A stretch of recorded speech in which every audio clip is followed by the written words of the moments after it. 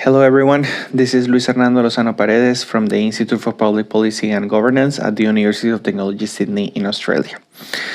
First of all, and I think I speak for my other colleagues, authors in our chapter, we want to thank AESOP Young Academics for the amazing opportunity of engaging with Professor Watson in a conversation about conflicting rationalities and theoretical aspects of planning and urban studies in the Global South that are very interesting to observe when we analyze each of our own cases and each of our own experiences, as we all come from the Global South and we all can talk from our vivid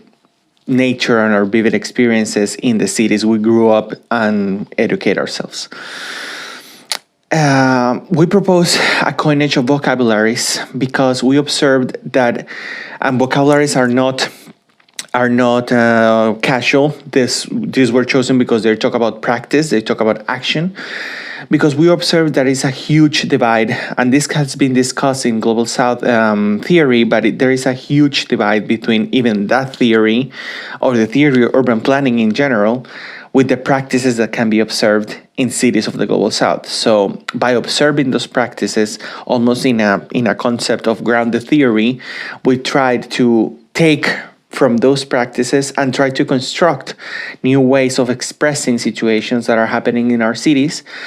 situations that could reflect realities and could help even policy to recognize these effects, recognize these situations, and act accordingly. Our first case in Colombia confronted the theoretical rationalities in planning versus what's actually happening, and argued that perverse incentive planning generates a dilemma for planners in which they need to balance between the procedures that are expected in theory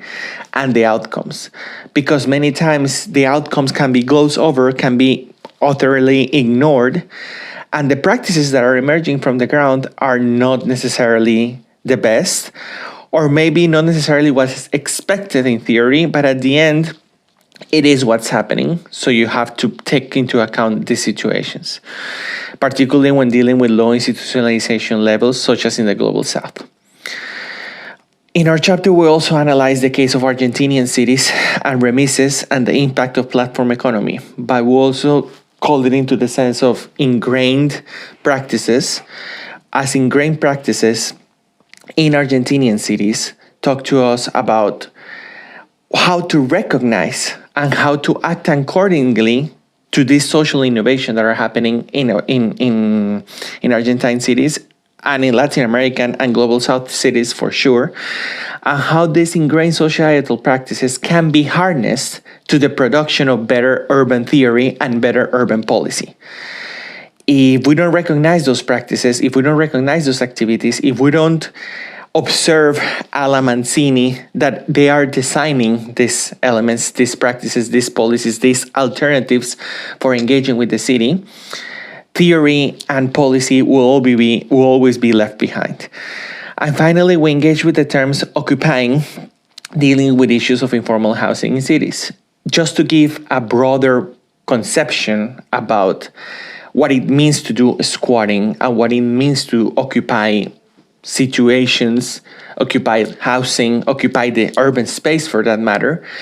and to take the narrative that is always about crime, that is always about invasion, that is always about these elements that are ingrained,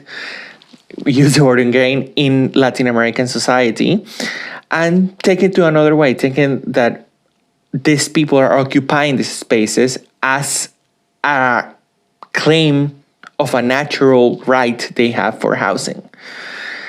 So we wanted to explore the opportunity of engaging with that word and engaging with those terms in a different way. So I'm sorry if this has gone too long, but I wanted to thank AESOP again. Thank Professor Watson for your help and your constant conversation with us and the theory you provided us.